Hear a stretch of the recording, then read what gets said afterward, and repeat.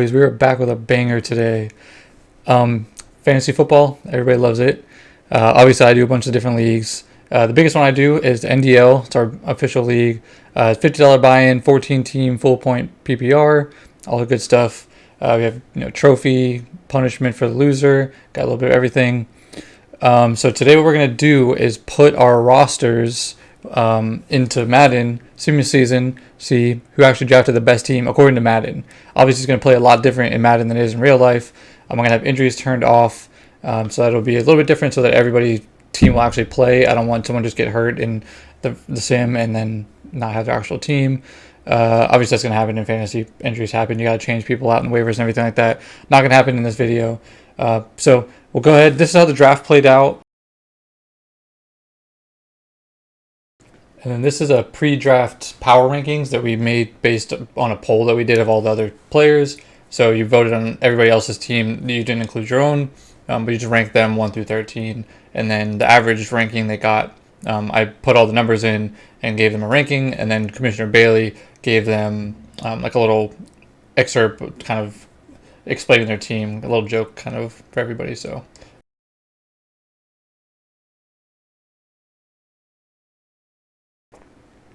again, it's a 14-team league, so by the time you get to the late rounds, it's pretty rough trying to find people.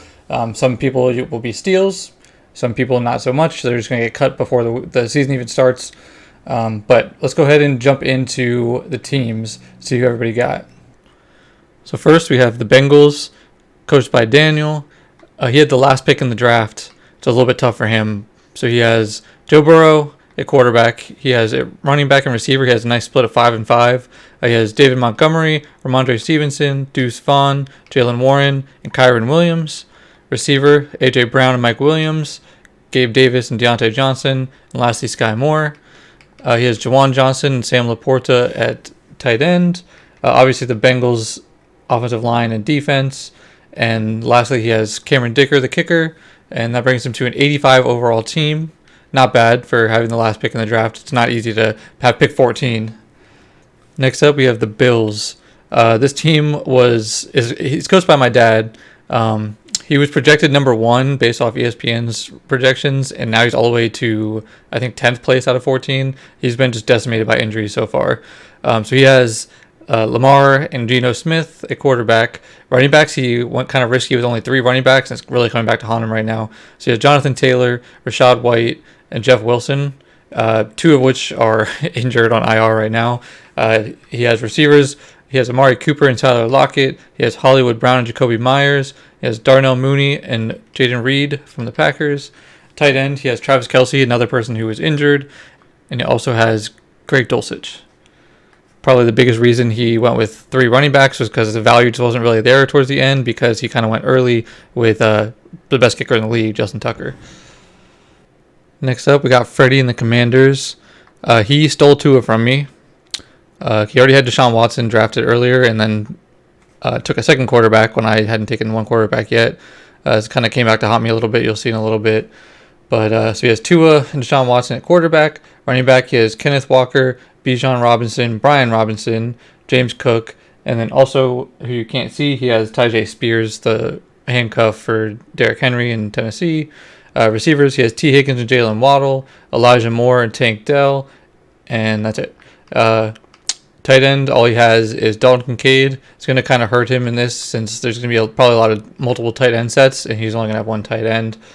Defensively, he has Commanders, obviously, and kicker, he has Dustin Hopkins. And overall, he has an 82, which is pretty low. I feel like the team's actually decent, but I guess the Commanders' defense is not that great. It's just kind of holding him back. They're an 85, so his offense is only an 81 rating. So that's kind of low, I feel like, but see how that goes. He's going to have Kenneth Walker and Bijan Robinson. I mean, those are good running backs, so we'll see what happens with him. Now we have the best team in the league, coached by myself. As you can see, quarterback's going to be a pretty big weakness for me. I started Sam Howell week 1. He did pretty good. I'm basically going to just have to go back and forth between these two depending on the matchups. Running backs, I have Saquon, I have Miles Sanders, Kenny Gainwell, and James Conner. I feel like I have the best running backs in the league as a whole. I feel like all of these guys are starting potential every single week. Saquon has running back 1 upside. Miles Sanders is a little bit weak as a running back 2, but I feel like overall I have a lot of depth, and based on matchups, I can kind of move them around quite a bit. Receivers, I got CD and Keenan Allen. I have Cortland Sutton and Jackson Smith and Jigba, and I have Rashad Bateman. And tight end, I have Dallas Goedert and Chika Okonkwo. As you might be able to tell, and unfortunately, I have the Cowboys defense, but after week 1, I'm okay with that. I know they're going to be a decent defense, but I mean, I'm never going to root for the Cowboys. This franchise mode is going to be the one time I will ever be rooting for the Cowboys, and I'm probably not even going to say it.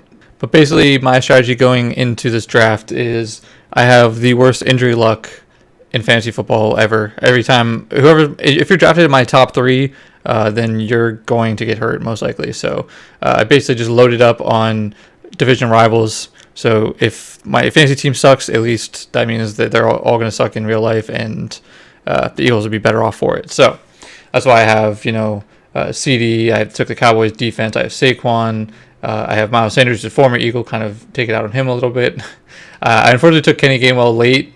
He fell to me pretty late, and I was pretty confident that he was going to be the starting running back. So pretty happy with that pick later in the draft. And Dallas Goedert, it was basically between him and Kyle Pitts. Kyle Pitts got taken the pick before me, so I was able to take Dallas Goedert. Unfortunately, being an Eagle, he's probably going to get hurt, so we'll see what happens with him. Defensively, I have the Cowboys, obviously, and I have Harrison Butker, kicker. So 87 overall, again, I think tied for the number 1 overall team, and I believe I'm number 1 in the offense, which is what really matters because that's what I drafted. I get a little bit of boost from that because the Cowboys actually have a pretty solid offensive line, but again, I think I have the number 1 team in the league. All right, so that's going to be basically an impossible act to follow because my team's so good, but I feel like this team actually is going to do pretty good. This is Team Slow Fingers. I feel like in real life his team might struggle a little bit because of some problems with his running back group, and also a little bit with his tight ends. But in this, I feel like they're going to be really, really hard to stop. So he has Justin Herbert and Russell Wilson as his quarterbacks. Running back, he has Kamara, Elliott, Cam Akers, Devin Singletary. And what you can't see on here is he actually has J.K. Dobbins. That's what I think is going to be a big problem for him because I feel like that was going to be one of his starting running backs. And obviously, he just got injured week 1 and is going to be out for the season. So Kamara is out for a couple weeks. And Elliott, in Madden, he's still an 84 overall for whatever reason, but he's not going to be that valuable in real life. So I feel like he's going to struggle there. Cam Akers was not even getting like the bell cow type of carries that we thought he might be getting. So I feel like he's kind of weak there. And Devin Singletary, I feel like he's just not super fantasy relevant, to be honest. But receivers, he can't get much better than this. He has Devontae Adams and Stephon Diggs, 2 X Factors, 2 really, really good receivers. Behind that, he has Adam Thielen, kind of Mr. Reliable, and Juju Smith-Schuster, who I think might have a little bit better year. I think he might get back to his younger self a little bit, being kind of like the top target on his team. So I feel like that could be good for him. At tight end, he has Zach Ertz and David Njoku. In Madden, this looks really, really good. In real life, I feel like it could be good if Zach Ertz might get a good bulk of the touches because of just not really having any weapons around him in Arizona. So I feel like he could be pretty solid, to be honest. Defensively, obviously, got the Dolphins.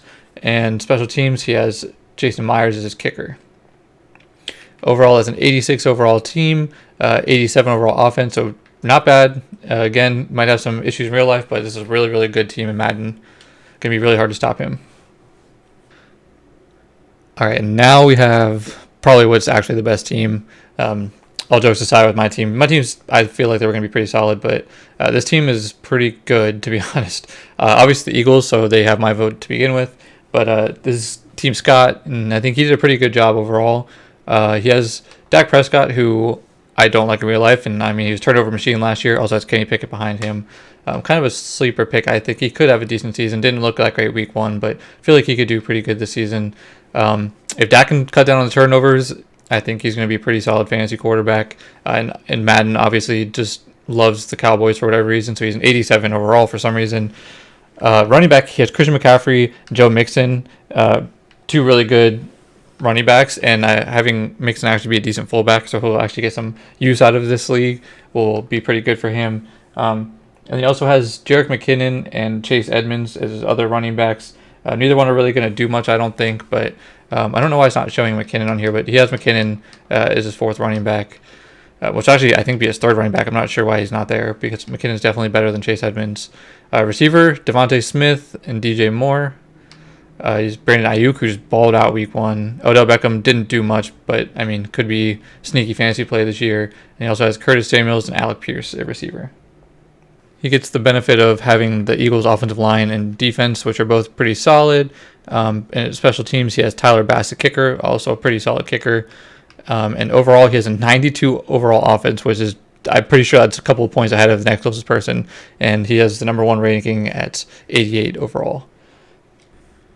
So now we have Team Bill, which is actually my personal pick as the number 1 team in our preseason rankings. His team's kind of risky, but I feel like he has some high upside people, and if his team stays healthy, then they could be very, very good, which obviously it's already off to a bad start because he has Aaron Rodgers, who played, I think, 3 or 4 snaps and then got hurt. I have Kirk starting. Hopefully that stays just because of Rodgers being hurt. I kind of want to be slightly more realistic, but obviously, they're probably going to play Aaron Rodgers at least a little bit. I mean, he has 2 pretty solid quarterbacks. Fantasy-wise, both could be pretty good before Rodgers got hurt, obviously. Tony Pollard and Alexander Mattison are his top 2 running backs. And then he has Miller, who is, I think, going to get some carries with the suspension to Alvin Kamara, but probably not going to be super fantasy relevant for the most part. But his top 2 running backs, if they both stay healthy, they're pretty solid, I think. I think Tony Pollard has running back 1 upside, and Madison is only 76 in Madden, but I feel like in real life, he is going to be getting pretty much bell cow type carries, I think. And we'll see how that plays out through the rest of the season, but I think he's going to be really good in real life. His receivers are pretty absurd in fantasy-wise. Garrett Wilson, Calvin Ridley. He has Michael Thomas and Van Jefferson, and also Jordan Addison and Romeo Doubs. If Michael Thomas stays healthy and plays like he used to play, then, I mean, his receivers are pretty stacked. Van Jefferson could be pretty solid, and Jordan Addison is rookie, so I think towards the end of the season, I think he's going to be really valuable. Dobbs also is, I think, could be pretty good. Kyle Pitts, another one. If he plays to his potential, he's one of the top tight ends in the league. Hasn't really done that so far. Let's see how the Falcons' offense does, but I think he could be good. And he has Luke Musgrave backing him up. Another one. He's only 66 in Madden, but I feel like he could be more valuable because I believe he's their starting tight end in Green Bay, so I feel like he could be pretty solid. And I actually noticed that he actually drafted the Patriots defense and then made a quick switch. I just didn't catch it when I was making the lineups, so that's why I have him on the Falcons, because he switched to the Falcons before I made all the rosters for this. But I feel like that actually kind of hurt him because I feel like the Patriots defense and offensive line would be a little bit better than the Falcons. Their defense really isn't that bad, but I feel like it could have been a little bit better. And he also has Chris Boswell as his kicker, also pretty solid. Nothing crazy, but solid overall. 83 overall team, 87 overall offense. So yeah, the defense is definitely hurting him quite a bit. I feel like his team with the Patriots defense and line could have been probably like an 85, 86 overall maybe. So I feel like that definitely hurt him, but also a pretty solid team overall. Again, my personal pick for the number 1 team. If I were to go back and see Aaron Rodgers was being hurt and the issues that his running backs could kind of come into, I might have had him a little bit lower, but back when we did the draft, I had a little bit higher view of this team. So now we have the 49ers and Team Diego. There's another team I feel like is going to be a little bit better in this simulation than it would be in real life in fantasy. This is definitely a good looking team as far as Madden goes. The offensive line is kind of hurting him a little bit, and but he has Jalen Hurts, a quarterback, one of the best quarterbacks in the league fantasy wise. Has Jimmy Garoppolo backing him up. Probably not that great fantasy wise. Not terrible as a backup in Madden. Dalvin Cook somehow being an X factor still. I definitely don't see him being this high value in real life. But I mean, 91 overall X factor running back, and he got him in the 7th round. I mean, that's if he was drafting for this fantasy simulation, then I mean, this was a great pick. He also has Dameon Pierce, who was his top running back in the draft. Elijah Mitchell, AJ Dillon, and he also has Deontay Foreman, who's not showing up on here. Receiver wise, another 2 studs in Madden. I think they're going to be both a little bit lower value than this in real life. I'm not as high as Jamar Chase as a lot of people are. Obviously, he's one of the top receivers in the league, but I think fantasy-wise, he might take a little bit of a dip this year compared to what he's been doing the past couple of years. I feel like there's just a lot of weapons on that offense, and the ball can only go around so much. And their offense, I feel like it's going to take a little bit of a decline this year with a worse defense, if that makes sense. I feel like they're going to give up more points and maybe have to pass the ball a little bit more. So maybe Jamar Chase still is pretty solid, but I feel like they're just going to be a little bit worse overall as a team this year, in my opinion. So we'll see what happens with them. But Jamar Chase, DK Metcalf, is DJ Chark and Christian Watson. And that's it for his receivers. Tight ends, he has Dalton Schultz and Hayden Hurst, both not terrible as far as Madden goes. I don't think either's going to be super good value. I think Hayden Hurst actually had a really good week 1, but I don't think that's going to last the whole season. We'll see what happens there. And kicker is Daniel Carlson, pretty solid kicker. Overall, he has an 86 and an 87 overall offense, so he has a pretty solid team. But we'll see what happens in real life if this team's going to act. So now we have Team Commish, so I can't say anything negative about this team because I don't want to see what happened to my roster. If I do say anything negative about him, he's going to just cuddle my players and I'll probably be kicked out of the league. But he's a Giants fan, so I also feel a little bad for him after how week 1 went. So, again, we're going to be kind of nice to this team. But all jokes aside, this is actually probably the biggest surprising team pretty much overall after week 1. Daniel Jones actually was not very good. Daniel Jones is a pretty good fantasy quarterback, and Madden only 76 overall, so doesn't look that great. But he's actually a good fantasy quarterback. He has a lot of mobility and puts up some decent passing numbers. I think week 1 was a little bit of a fluke. They looked awful, but I think they'll turn that around. Anthony Richardson is going to be one of the best fantasy quarterbacks maybe this year, but definitely going forward. Breece Hall looked a lot better than I thought. I thought he was not going to get a ton of carries coming off the injury. It looked pretty good. I think he broke off like a really big run too. Travis Etienne looked like a bell cow back, which no one saw coming, I don't think. Algier, I thought would be like just a handcuff. He was pretty good. Rashawn Johnson did pretty good too. Justin Jefferson, Chris Olave, 2 really good receivers. He has Drake London, and then probably the biggest surprise pick of the draft who turned into what could be a steal if he keeps this up, and Puka Nacua. I honestly hadn't even heard of him before Bailey took him in the draft, but he ended up having like top 10 receiver week, so he looked really good. And he only has 1 tight end, so that could come back to haunt him a little bit, but he has Cole Kmet, who's a decent tight end. He has the Giants, so they're trash, so his trash offensive line, trash defense, but overall his offense is really good. He has Greg the Leg, Greg Zuerlein is his kicker. Somehow only an 80 overall offense. I feel like his offense is significantly better than that. The offensive line is definitely hurting him a little bit. They're kind of young and not super there yet. And I think maybe Daniel Jones is holding him back. But, I mean, his receivers and running backs are pretty solid. I'm actually going to switch ETN to be the number 1 back. It's not going to let me because I have him at fullback. Hold up. Let me fix this. There. So I want Travis Etienne to be a starting running back. I feel like he's just going to be better Madden back, higher overall, so it just makes more sense that way. But yeah, this team, I feel like this could be a sleeper team, just like they were in week 1 in real life. I'm kind of keep an eye on this team, but we'll see because they're pretty low rating. I think he's the lowest rating according to Madden, but I don't think that's gonna be how it plays out. We'll see what happens though. Here's the Jaguars and Team Kyle. He has Justin Fields, who's only a 79, but I feel like he's going to be a really solid fantasy quarterback, so I feel like he's going to do better in real life than it's going to show on here. His running backs, for some reason, isn't showing all of them, but he has Jahmyr Gibbs, Damian Harris, who is actually his 4th running back, but he's his highest overall, according to Madden. He has Antonio Gibson, and then he has Devin Achane, the rookie, and he also has Jerome Ford, who, for some reason, is showing those 2 on here. But he does have both of them. He has Cooper Kupp and Amon-Ra St. Brown, Chris Godwin, Jerry Jeudy, and Jonathan Mingo. And he also has Treylon Burks, who's also not showing on here. But I did confirm he has all these players, but isn't popping up on this for some reason. He does have Treylon Burks as well. So his receivers are really solid. Cooper Kupp missed week 1, but I feel like he might have the best receivers overall. Jerry Jeudy is also injured right now. I think he played, but I can't remember how he did, but he's dealing with an injury, so he's not going to be 100% right now. But once Cooper Kupp is healthy, I mean, his top 2 receivers, 2 of the best in the game, both have receiver 1 upside, I would say. Chris Godwin and Jerry Jeudy are also both probably good number 2s, and that's his number 3 and 4. So, I mean, those are some good receivers.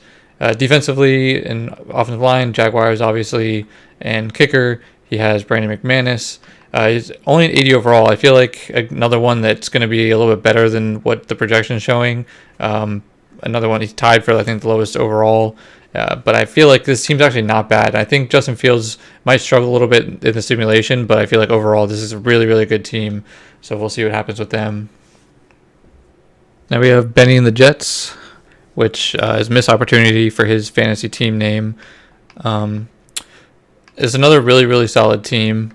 Trevor Lawrence, again, another one that's a little lower overall than I feel like he deserves. I feel like he's going to be pretty solid fantasy quarterback as well. Doesn't have a backup, so that may come back to haunt him in fantasy. We'll see what happens with that. But, I mean, Josh Jacobs, running back one upside, was the running back one last year. Aaron Jones, very solid number two back. Raheem Mostert, while they have injuries, he's going to be really solid. And Zach Charbonnet could be solid. We'll see what happens with him. Still young and everything, so see how that goes for him. He has Tyreek Hill, who had a monster fantasy week. Christian Kirk, Jameson Williams, who's suspended right now, but I feel like could be decent when he comes back. We'll see.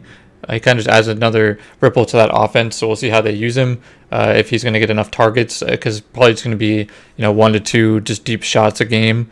So we'll see what happens with him. He also has Alan Lazard, Jahan Dotson, and Marvin Mims Jr. And then tight end, he has TJ Hawkinson, who just got a huge payday. Could be a really good tight end. He also has Jake Ferguson, another young guy, but could be decent value at tight end. He's getting helped out a little bit by the offensive line, who's pretty solid. Defensively, not bad. Kicker is Younghoe Koo, one of the best kickers in the league, so pretty solid there. He has an 84 overall, 85 offense, pretty solid. He was by far number one in the league for week one. He hit probably like 150 points or something, which is a lot for our league. So he did really good. So we'll see what happens with this team. I think this is going to be another team to look out for. It's a really solid team with the two X factors on offense. So now we have the Ravens, coached by Eric. This was rated as the second lowest team overall in our preseason power rankings. I had him much higher than that. I view a lot of his picks as risky, but with some potential. And I think that he has less risk than some teams, and a lot more potential than some teams. There's some people that could just be terrible, like Kadarius Toney, but he could be Patrick Mahomes' number one target going forward throughout the whole season. I feel like that just makes you a lot more valuable in fantasy than somebody that's a lot better of a receiver. So people like that. So he has Jared Goff at quarterback, who as a fantasy quarterback I think is really good. He has Austin Eckler, again, as potential running back one upside. He has Cordell Patterson, probably not so much, but in this simulation he'll be pretty solid. He has Najee Harris and Khalil Herbert. And then he also has Gus Edwards, who now becomes a lot more valuable with the injury to J.K. Dobbins, but he's not going to be very valuable in this simulation at all. Receivers, he has Michael Pittman and George Pickens.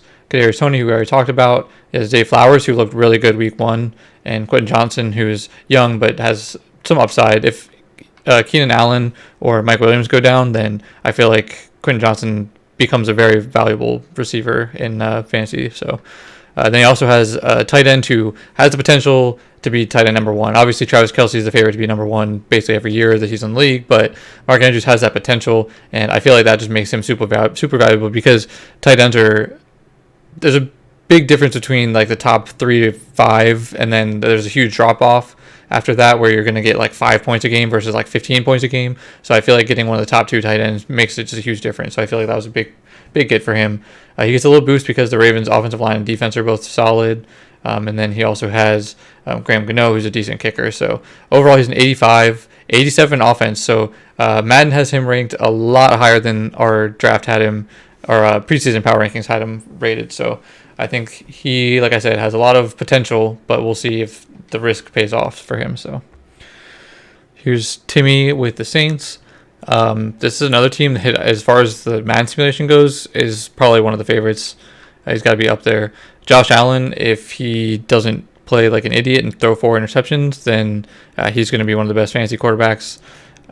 Derrick Henry, one of the best. I mean, he has 4 X factors offensively, so this is pretty crazy to look at. Terry McLaurin and Deebo Samuel is one of the best receiver duos that we've seen, maybe the best, with having both of them be X factors. I feel like that's going to be really huge for him. So we have Derrick Henry at running back, and then we have another person that went with the double names at running back. With we had Bijan and Brian Robinson.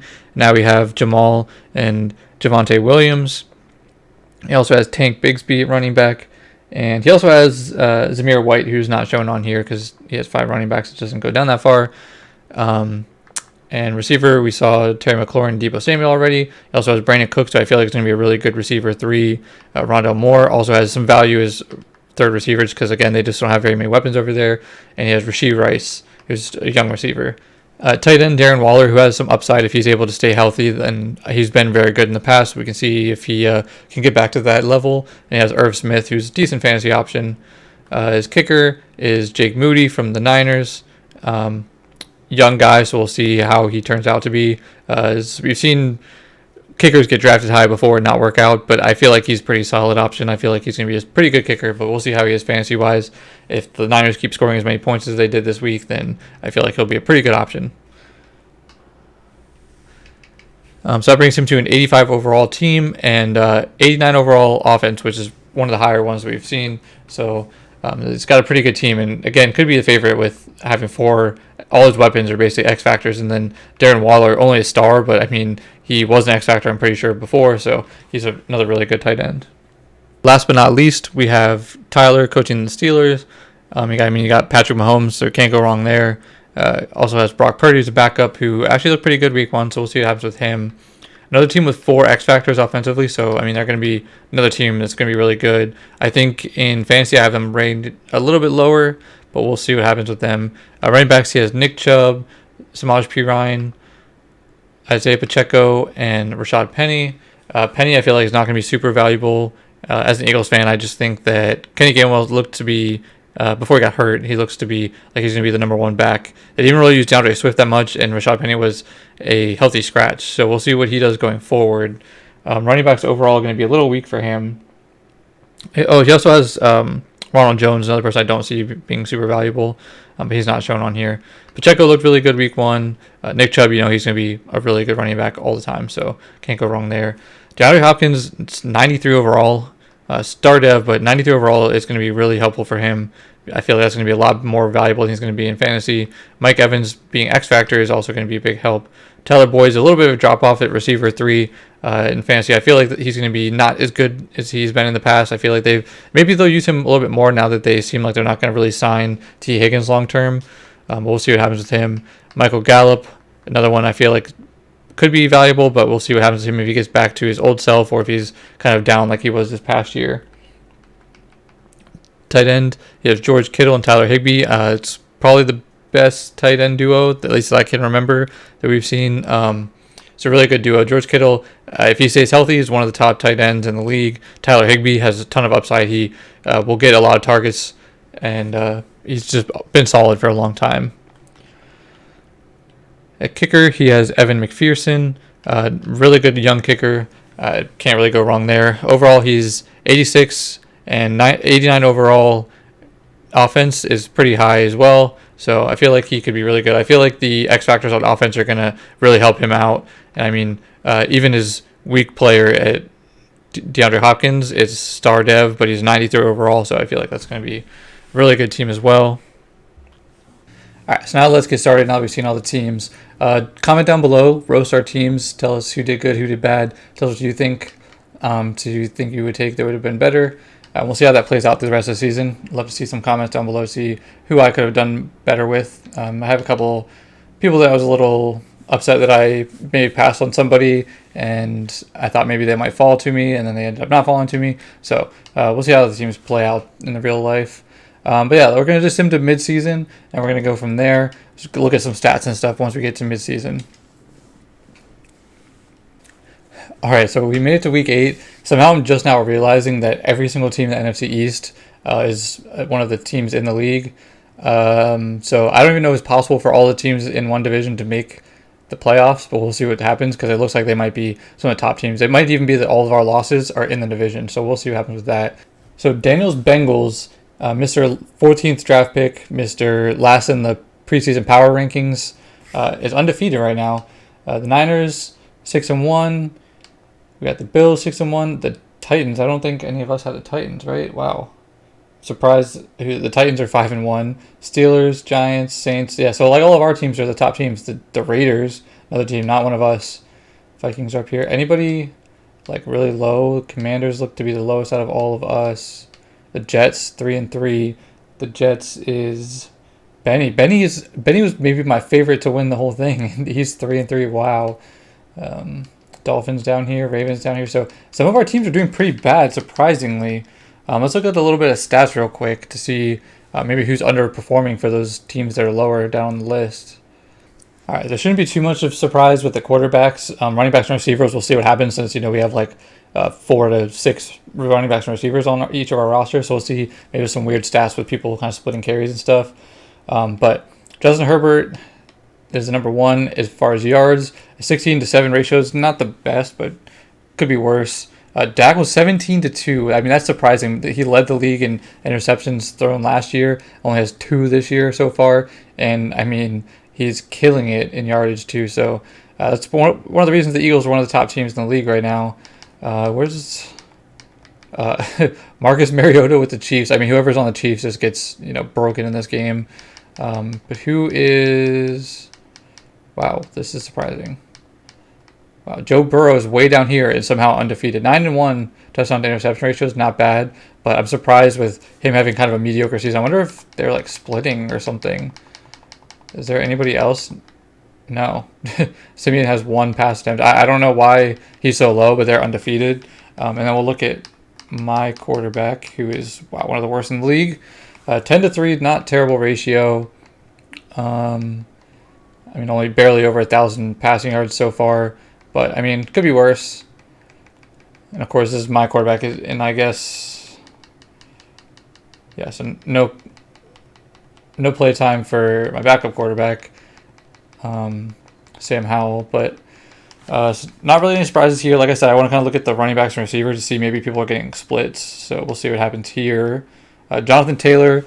healthy Jonathan Taylor, again, is one of the top running backs in the league. So in real life, he's going to not be playing for a couple weeks. So my dad's team is going to be struggling. But this, doing just fine. Number 1 running back, has one of the top, he's 5th in carries, but has the most rushing yards. He also has 5 touchdowns, which is really good. No fumbles, so he's doing pretty good. King Henry, obviously, he's going to do really good. Kenneth Walker's up here. It's a little bit surprising. Saquon, my running back, so this is kind of helping us out a little bit. He's having a good season. Only 102 carries. That's pretty low. I would like to see him getting more, but I kind of want to see... I'll scroll through them real quick, and I want to see if there's anybody that's like splitting carries. It looks like there are some teams that are kind of splitting carries a little bit, so that's a good thing.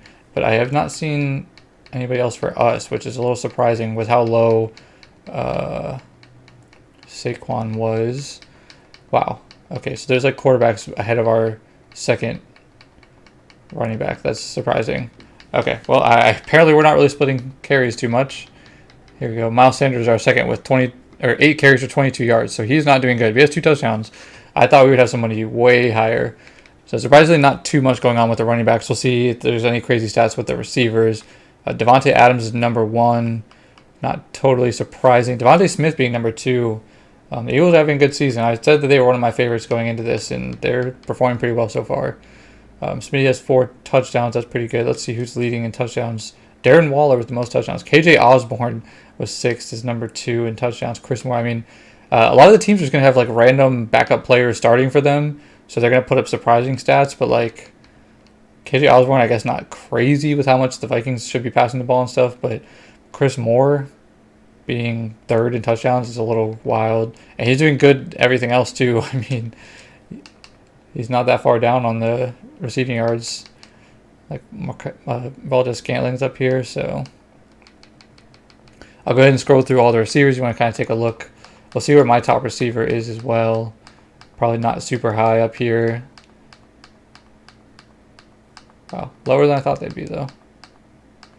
There's some surprises like Quez Watkins being way up there. Keenan Allen, our number 1 receiver. Where's CD at? Did I just miss CD Lamb? I don't know, but yeah, not the best. He has 4 touchdowns, not terrible, but not a great season for him so far. Hopefully we can turn things around. I mean, we're in a really tough division. Hopefully we get some of these divisional games out of the way and get some easy ones to end off the season. Also 2 touchdowns for CeeDee Lamb. Again, not the best season for him, but I'll keep going down a little bit more so you can see the receivers and tight ends. I also haven't seen Dallas Goedert up here. So it's another one. I feel like Dallas Goedert should be getting decent amount of targets and stuff, but apparently not. There he is. Dallas Goedert, 13 catches for 135 yards, 1 touchdown. So not great for him. And we're pretty much out of the main people, so go ahead and skip over that. Defensively, TJ Edwards is leading the league in tackles. See if there's any notable 10 sacks for Aaron Donald. I don't think any of us are the Rams, so that's irrelevant. Sexy Dexy for Commish Bailey's team. Nobody has the Colts. TJ Watt, not super surprising. Quentin Williams, Nick Bosa. So surprised to see DeMarcus Lawrence up here and Digazua. Wow. Okay, no Micah Parsons up here apparently. That's surprising. That's not a great thing to see. Interceptions, anything crazy? Kendall Fuller, Bobby Cherokee, no, nothing crazy. So defensively, Demario Davis is leading the league in forced fumbles, and any of our kickers, Chad Ryland, never even heard of him. Jake Elliott's up here. He's a free agent because none of us have him in the league for some reason. J.K. Scott. Let's run down through the kickers. Justin Tucker being this low is a little crazy. Harrison Butker. So, all right. All right, so nothing crazy with the stats so far. We're going to sim the rest of the season and see who makes the playoffs, and then we'll maybe get some gameplay for the playoffs. We'll see. Hopefully we get something. All right, so we're at the end of the season. Bills, Falcons, Kyle's Jaguars, and Eric's Ravens all just missed out. They all tied 9-8, and the Vikings made it over all 3 of those teams. So somehow they did not make it in. Commanders barely squeaked in at 9-8. As fourth, all 4 teams in the NFC East somehow made the playoffs. All right, so here's a look at the playoff bracket. I mean, you see all but the 3 teams made it. My dad and Timmy both kind of surprising getting the first round byes. Both are decent teams, but I had them personally ranked middle of the pack for both of them. So I'm a little surprised those 2 were the 1 seeds. And Bills, Falcons, who I again personally picked as my number 1 team in the pre-draft rankings, didn't even make the playoffs. So I'm a little surprised about that. But again, his team wasn't super built for Madden, and I feel like he had some risk with injuries. So we'll see how his team plays out. But some cool matchups here. Let's see. So this is a head-to-head between 2 of our teams. This is a head-to-head. Scott with the Eagles gets a computer team, as well as Daniel with the Bengals gets a computer team, and the Jets, Benny and the Jets get a computer team as well. Another matchup here. So we'll go ahead and start simming some of these games. So we're jumping in for the first gameplay. First wildcard game is Scott versus the Vikings computer. So we're in the 4th quarter. It's been a close game the whole way. The Eagles just scored and got the extra point blocked. So now a field goal would take the lead for Minnesota. Will Scott already be upset in the first round of the playoffs by a PC team? We shall see. Probably not. Scott just scored again, and the extra point is good this time. So now it's a 2-possession game. Not a lot of time left remaining. But the Vikings do score to keep it a chance here. If the Eagles can get another first down, it looks like the game is over. This is going to be a kneel down. Scott does not get upset by the computer, and he will be moving on to round 2. All right, so now we have our second matchup. This one's another computer sim game that is Daniel, Mr. Irrelevant, against the Raiders. The Raiders have a chance to take the lead here. Can they score a touchdown? They do. And extra point's good. So with 9 minutes left, Daniel's team is down. Can he make a comeback here? It looks like it's going to be pretty easy for him. He's going to take the lead. 22. They got a 2-point conversion. It's good. So it makes it a touchdown game. So a touchdown would only tie it unless the Raiders end up going for 2 for some reason. They're moving the ball pretty well. And Daniel gets the stop. So Daniel, with 30 seconds left, just has to run the ball down. And Daniel's team also does not choke. So we're here for our first player versus player matchup in the playoffs. Is Team Freddy with the Commanders against the Commish, Bailey and the Giants. It looked like it was getting kind of out of hand. Bailey was kind of running away with it. And in the last play before halftime, Bijan scores a 75-yard touchdown to really keep Freddy in this game. And we'll see what happens here going into the fourth quarter. Just when it looked like Team Freddy might be kind of coming back into it, he was driving and then fumbles it. And Deontay Banks for Bailey's team returns for 65 yards. On 4th and 2, in field goal range, Bailey's team could have easily kicked the field goal, but decided instead to go for it and amazingly get the first down.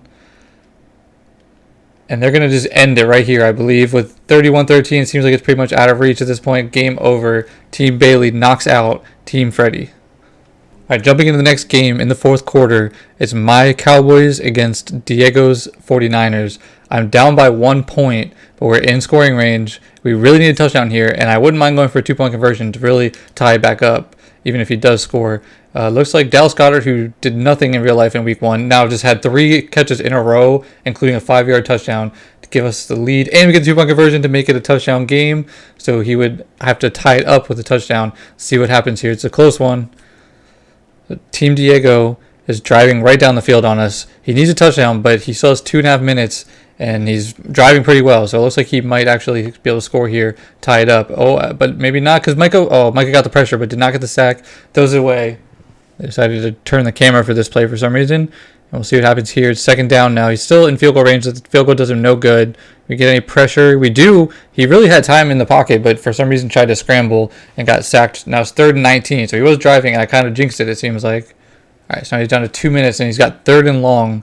They really need to just kind of pick up some yards here to make it a 4th and manageable. If they don't get any yards here, it's going to be tough 4th down to convert. And he's spinning around in circles and throws it away on 3rd and long. That was a questionable decision.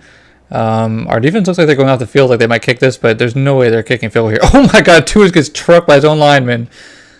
Oh, they are going for it on 4th down though. After Tua just got mauled by his own lineman, he's just all of a sudden fine going for it on 4th. He's going to have to chuck it deep. There's no way he scrambles and throws it away. Oh my God, he doesn't get off a pass. Micah Parsons with the pressure, and it looks like it's not over yet, but it looks like Micah Parsons just sealed the game for my Cowboys.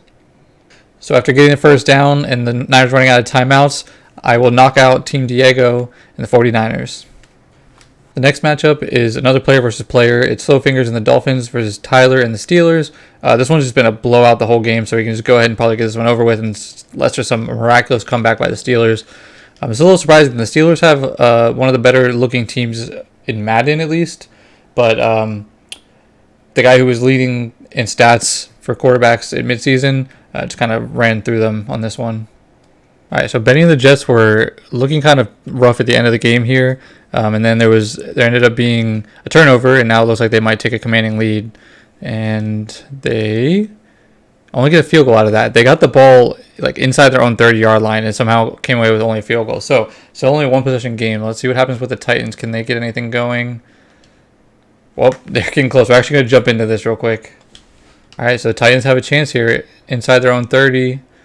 Tannehill get anything going? He gets a pass, gets it out of bounds, stop the clock. Nice. They still have all 3 timeouts both ways, so still anybody's game right now.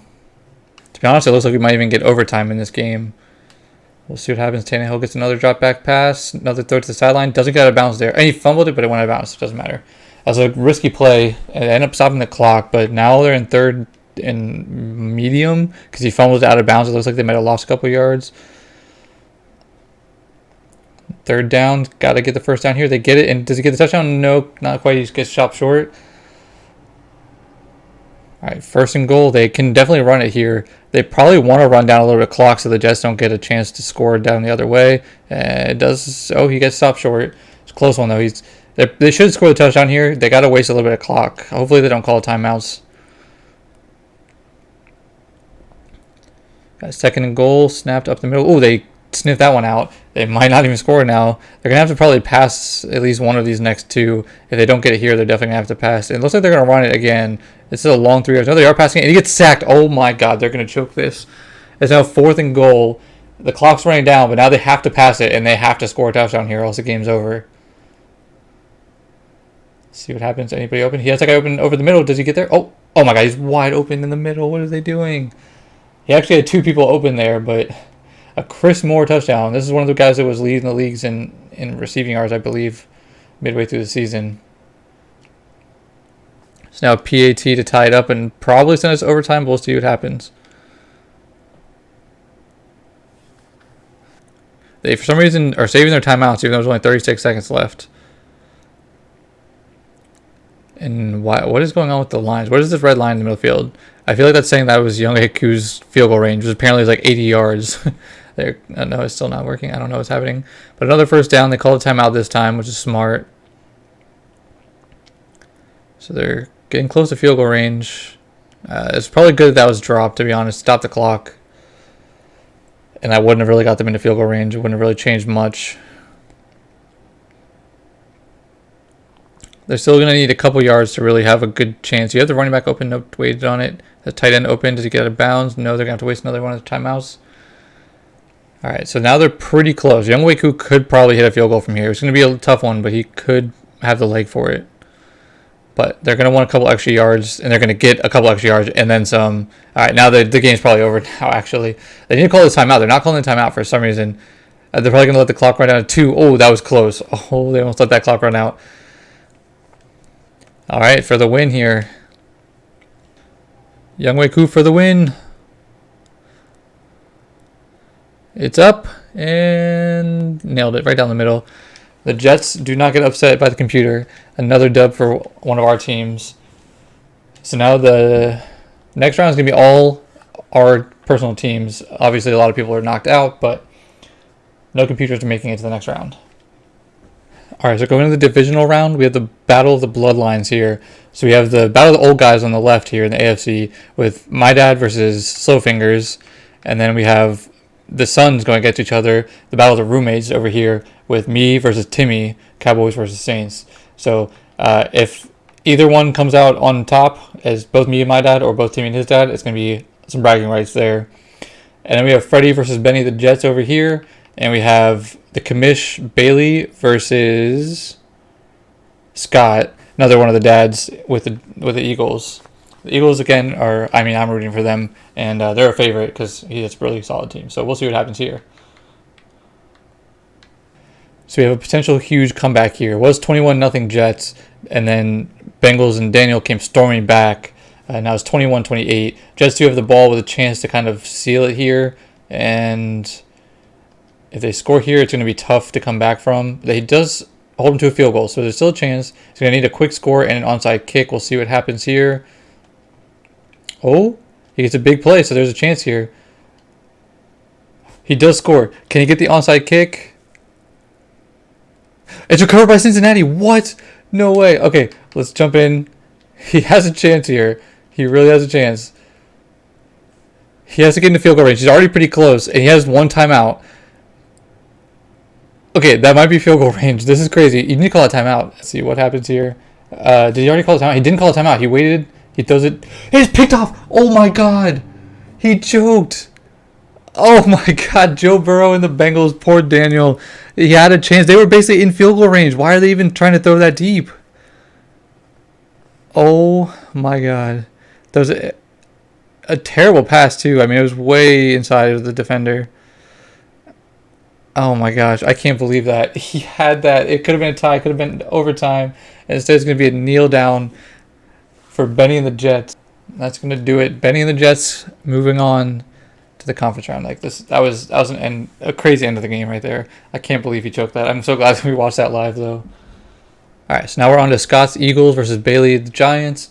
It's been a pretty high scoring game, pretty back and forth the whole time. The Giants have the ball starting off kind of rough with a 10-yard penalty here. See if they can get anything going. Drop pass, so it's not a great start. Now it's going to be 4th and 15. They're probably going to have to punt. If a touchdown here could pretty much end it. And they do score a touchdown, Devontae Smith. So it's probably going to be Eagles win here. But they're moving the ball pretty quickly down the other side. 1st and goal. They do score a touchdown, so there's still a chance. They don't really have to kick the onside kick. He does not. If it gets intense, we'll jump in. But 3rd and 2. They hold them. They punted it. All right, let's go ahead and jump in and see what happens here. All right, so 1st and 10. Giants have the ball, the chance to take the lead and win here. They're going to have to go pretty much the length of the field. There's a screen. There's a good blocking downfield, and he gets out of bounds. It's a good start. Good start. He still has 2 timeouts, but they do need a touchdown though. All right, second down now. Another short pass does get caught, but it's 3rd and 2 now, and they had to call timeout there. I don't know if I would have called that one. You still got quite a while to go. But they run a draw. Did he get it? No, 4th and inches. That was risky. That one takes a lot of time off the clock. The ball's lined up past the first down marker, and they're going to pass it here. He dropped it. Oh, my God. Game over. The Giants are going to lose a heartbreaker there. I mean, 4th and inches. I'm surprised that they didn't give him that first down. Could have even challenged that to see if it was a good spot. But ends up running a questionable play, a draw on 3rd and short, and then try to pass it on 4th and inches, and then don't get the catch. For some reason, they ran on 3rd, and then the shorter yard situation, they decided to pass it, and that's going to be the game. Actually, it's 3rd and 12. Why is it? So another potential comeback falls short. Another kind of questionable decision there. Kind of cost them a game twice in a row. And now we're going to move on to the Battle of the Bloodlines. All right, so part 1 of Battle of the Bloodlines is going to go to my dad. So we take part 1. It wasn't really close throughout the whole game, so I didn't really show much of that. But the Bills, the 1-seeded Bills in Buffalo, take out the Dolphins, and they take off Slow Fingers. So we're going to move on to the Suns now and see if we can clean sweep this Battle of the Bloodlines. All right, so here for part 2 of the Battle of the Bloodlines. This one's a lot closer. It's been really back and forth the whole game. And my Cowboys have the ball right now, and we're driving. Looks like we're going to score here. We do score, get the extra point. Nice, okay. And then we're going to go ahead and jump into it and see if we're able to knock them off. All right, minute 42 here. He does have all 3 timeouts, but he needs a touchdown. It's now 2nd and 10 after an incomplete pass. See if they can get anything going. We should be getting a decent amount of pressure. I mean, whoever plays this, I wonder, Micah must have something that makes them just panic. Because both games that I watched my team play, the quarterback just runs in circles, even though Micah's being blocked. Micah drops in coverage this time. And they throw a bomb into double coverage. Let's go. 4th and 16. He doesn't have to go for this necessarily. I don't really know why they wasted a timeout. But they're probably going to go for this now because they only have 2 timeouts. And this could be the game right here. We could get the clean sweep here in the Battle of the Bloodlines. See what happens. And a sack. We end it. The one time I'm rooting for the Cowboys, we're going to do good. And now we should be able to just run the clock out.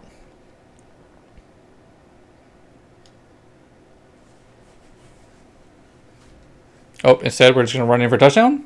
Yeah, we'll take it. Going to end it there. Battle of the Bloodlines goes to the D'Antonios. All right, so now we're on to the conference championships, which could actually be the divisional championships because we have 2 divisional rivals going against each other. We have me versus Scott over here, and my dad versus Benny the Jets on this side.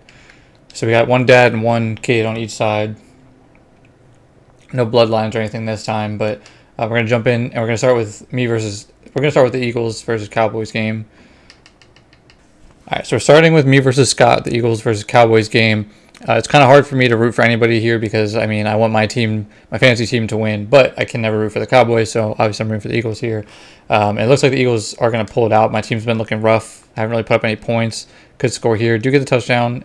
We don't need to kick the onside kick here. See if we can get a stop here. No more. They'll just get a 22-yard reception to DJ Moore. If we can get a stop here, we could jump in. We do get a stop. Can they kick the field goal here? Oh, wait, they went for it. And they got 3-yard rush. No, they got the first down. That's going to be the game, isn't it? No, we lost. Okay. I didn't expect them to go for it on 4th down there. Or else I would have jumped in and watched it. But Eagles beat the Cowboys. I'm happy. Woohoo! My team gets knocked off, but that's okay with me. I'm cool with the Cowboys losing any point in time, even if it's my team. So that's okay with me.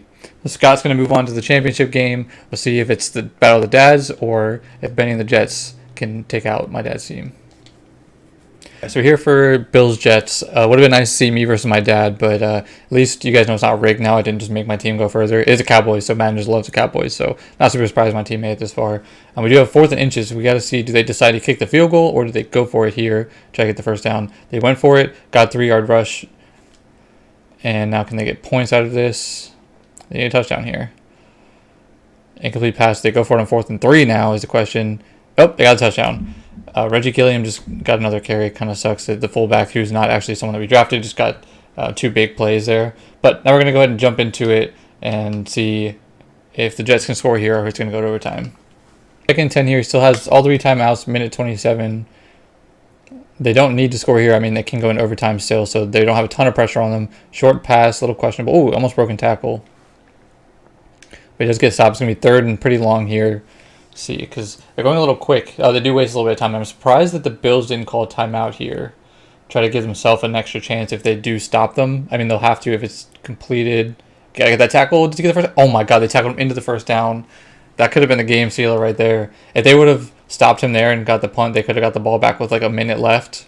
But now the Jets have a chance to go win this game with a field goal here. Pretty close to field goal range. They still have all 3 timeouts. Though it's short. Oh, never mind. And he's just going to score a touchdown here. Did he get the tackle? No, he scored a touchdown. They did leave time on the clock, but I mean, that's a huge play to end on. So we'll see if they're able to somehow do something with 30 seconds left. They still have all 3 timeouts, but they need a touchdown now. And that was a huge play.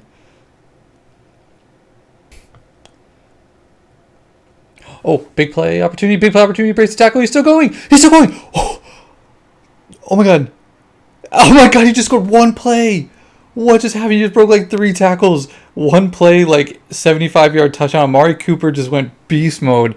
Oh my God, they really just choked that. What is happening in this video? All right, do they choke the extra point somehow? No, he makes the extra point. All right, let's see if they can now go back and score another big play. So at this rate, it looks like it's going to go in overtime. But, I mean, with what we've seen so far, there's going to be a kick return touchdown or something. No, he doesn't get the return touchdown. Both teams still have all 3 timeouts, so anything could happen at this point. I wouldn't be surprised. They're going to run it. Oh, what? He just got, like, glitched forward. Oh, my God. Call a timeout. If they need, like, a 15-yard completion and then a timeout, and they could be in field goal range. This could be the wildest ending I've ever seen. He's going to go long. Anybody there who's like a Hail Mary, basically? It's swat down. Nobody caught it. Okay. Oh, that's the game. Oh, man. All right. It's going to go in overtime. Let's see what happens. I thought someone came down with that. The ball was just floating for a while. All right. So the Jets win the toss. They get the ball to start. It is playoff rules, the new overtime rules. So both teams will get at least 1 possession here, even with a touchdown. Jets are going to throw it short. Pretty quick stop there. Do get 3 yards out of it. Basically a run play there. All right, so a couple plays later, the second inches. This is a good time to take a shot here, so we'll see if they go deep. They pump or play action. Another short pass here. They're just kind of trickling their way down the field, though, a couple yards at a time, so we'll see what happens. They look like they could get at least a field goal. They're almost in field goal range already. The Bills will have an opportunity. Oh, almost had a catch there. It would have been a big play, but a nice stop there by Trey White. Second down now. They're dropping back again. Throw a screen here. He has blockers or not. The guy just didn't decide to block there. Could have been a big play. Only get 3 yards out of it instead.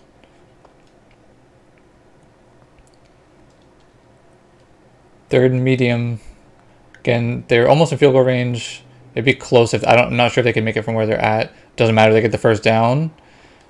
The Bills kind of need to hold them to a field goal here. I mean, I would love to keep watching these guys go at it, but if they can hold them to a field goal, that'd be a big deal.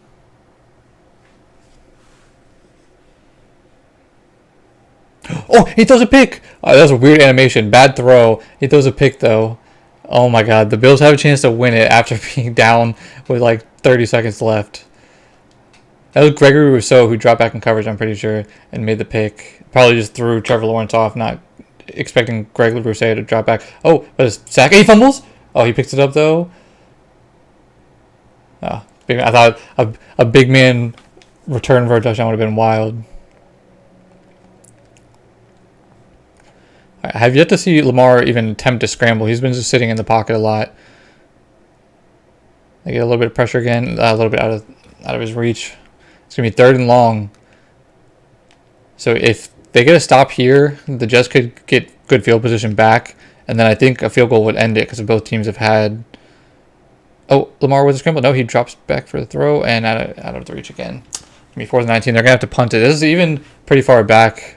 So it could be a block here. They're not even going to attempt to block, it looks like. But the Jets are going to get good field position. So could be the game here with a field goal. Does call a fair catch right at the 50-yard line. So after the interception, Trevor Lawrence has another opportunity for a big drive here to end the game. Looks like they're going to hand it off. A big run here. Oh, Duke, that back outside could have probably gone inside. They kind of held Josh Jacobs in check. I mean, he has almost 100 yards, but has quite a few attempts, so it hasn't been that big of a game for him, but has a solid game. Second down, another run for Aaron Jones. Yeah, they've definitely held Aaron Jones in check. He has just under 4 yards to carry. It's not terrible, but nothing special for him. Josh Jacobs is back, it looks like.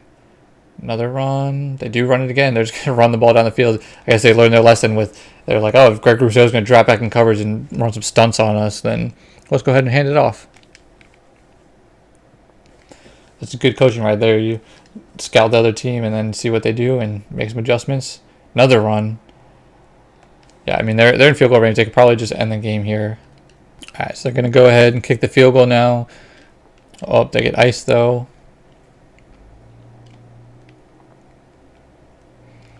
All right, so let's see. Snap, good hold. Kick is good. So now the New York Jets take the lead.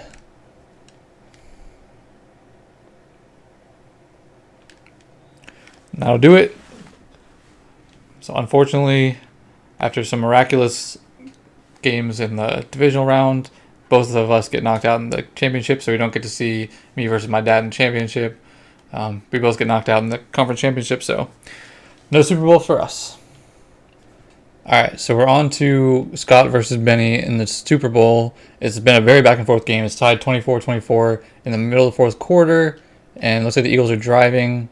And after probably roughing the passer maybe, they're going to go ahead and score, take the lead 31-24. Can the Jets get a 58-yard rush from Josh Jacobs and tie it right back up? All right, we're going to go ahead and jump in now, I think. All right, so Dak and the Eagles, that's just gross to say, but Dak and the Eagles are moving right down the field, have a good chance to take the lead here unless they make some boneheaded play. Looks like they're starting to try to run the clock down a little bit, so that's probably smart. They do need to put points on the board, but they can really run the clock down a lot. The Jets do have 3 timeouts, so they could definitely be stopping it if they're smart about it, but we'll see what happens. Gonna run end around, doesn't really get too far. At least he kept Smitty. I'm happy that Smitty's still on the Eagles, but Dak just feels weird. And they got Chris McCaffrey, DJ Moore as the other receiver. So after the 2-minute warning, now they're looking a little bleak. They were wasting a little bit of time, and now they're kind of in a third and a little bit long. Questionable throw. They're going to go for it here. They're not in field goal range. They are kind of in no man's land. But a stop here puts the Jets in really good position. They run it up the gut and get the first down. All right, that could be the game right there. Chase Edmonds with the carry up the middle. I think his elbow dropped by Quinnen Williams.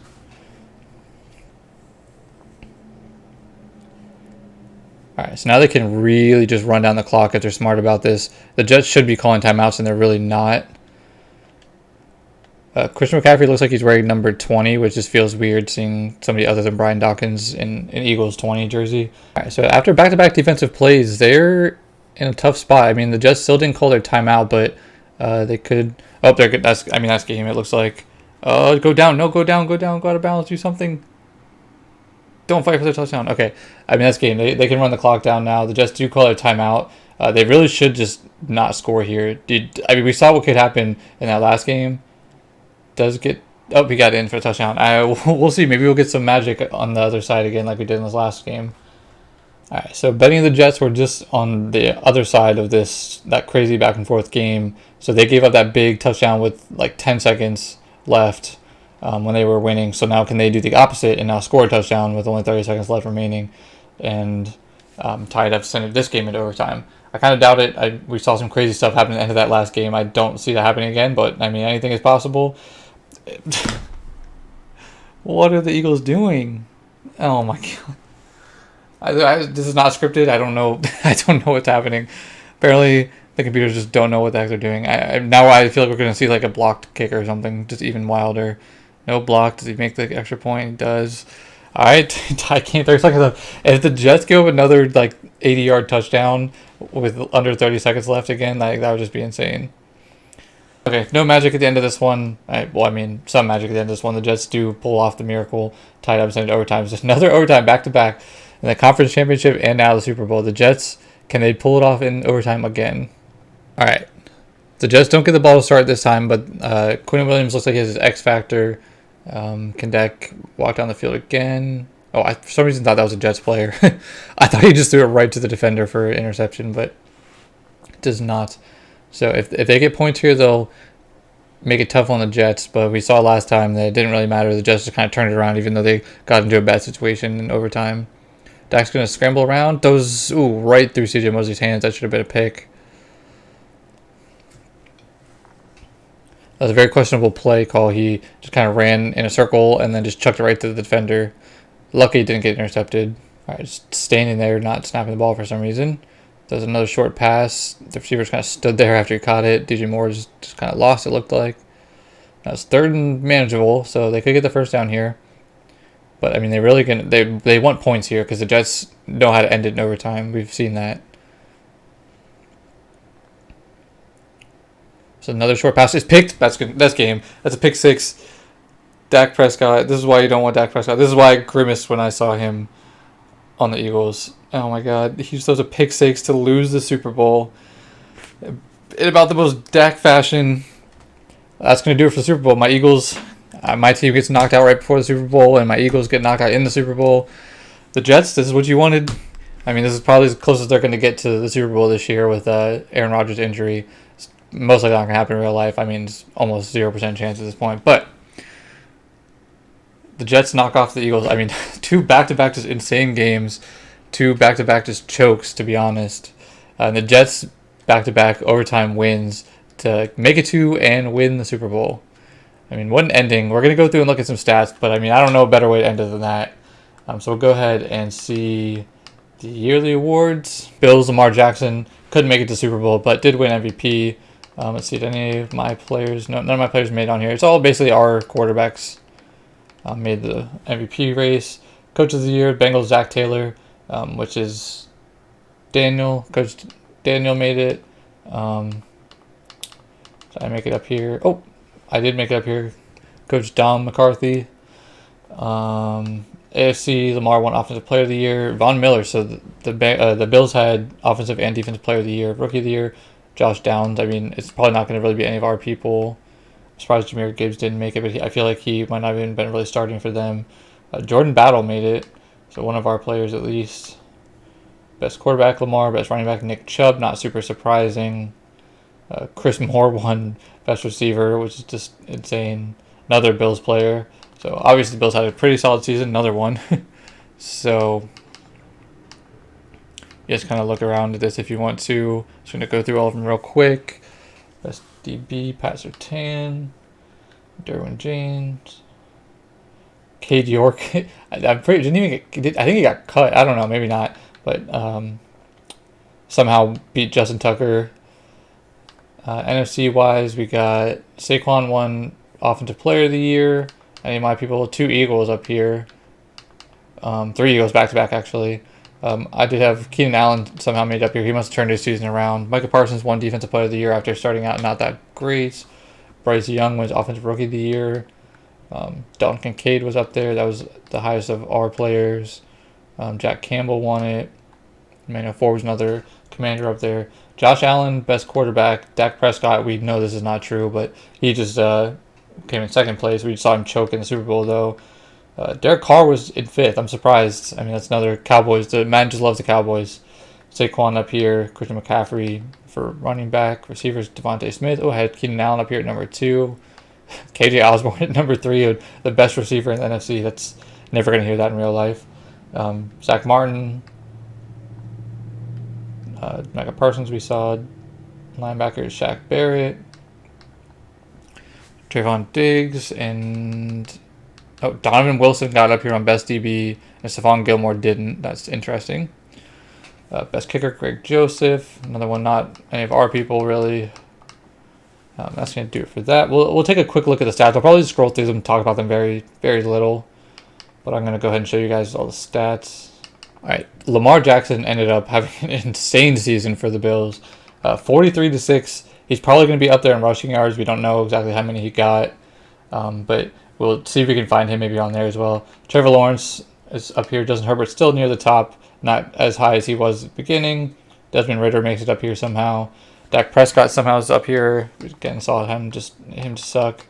We'll see where I'm at. You want to slow down and go through these. Sam Howell's up here. Wait, what happened to... Did I miss... Oh, wow, he's way up here. I somehow went right past him. 33 to 14 is not the best ratio, but did have almost 4,000 yards after having like barely over 1,000 the first half of the season. So he turned it on the second half of the season. It's not terrible for him.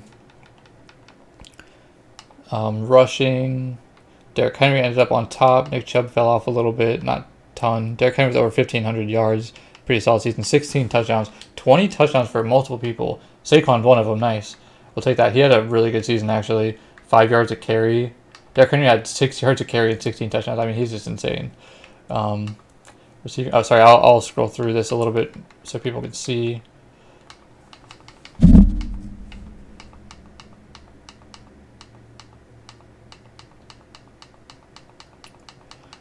If you're interested in seeing any of those stats, I think that's about it. It's all the people with 100. Oh, I didn't look for Lamar. Wasn't paying attention. So he had under 100 carries, it looks like. Yeah, it's just all running backs. Okay, so didn't see Lamar, unfortunately. Chris Moore somehow led the league in receiving yards. I wonder what his overall is, probably like 75 or something. 91 catches for 1361 and 13 touchdowns. Devontae Smith, the number one receiver of our people. KJ Osborne up there.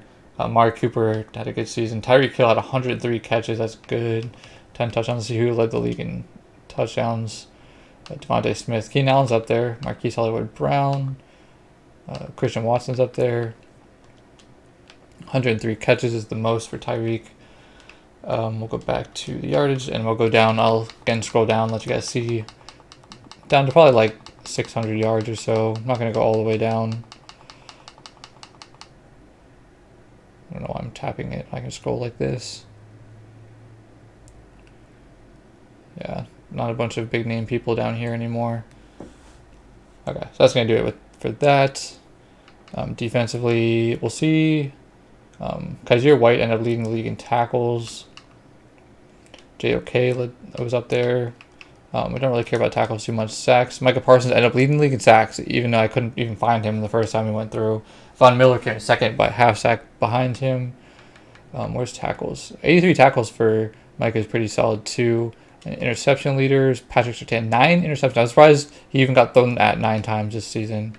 Yeah, that's not gonna happen in real life. Just not because Patrick Surtain isn't good enough to get 9 interceptions, just because he just doesn't get thrown at enough to get 9 interceptions. Tremaine Edmonds, a linebacker, getting, and then TJ Edwards, 2 Bears linebackers, is second and third. That's pretty wild. Darius Slay is up here. Big play Slay. He already has one in real life in week 1. Trevon Diggs, not surprised to see him up there. And then kicking, Chad Ryland, we already saw, was one of the top kickers. Jake Elliott. Again, not really any of our teams. Evan McPherson, 15 of 20. Not a very good season for him. Justin Tucker, 14 of 16.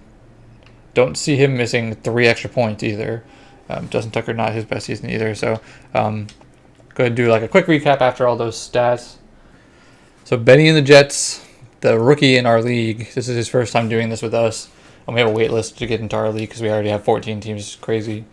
But Benny and the Jets were able to pull it off over my Eagles. My team almost made it. My dad's team, the defending champ, almost made it to the Super Bowl.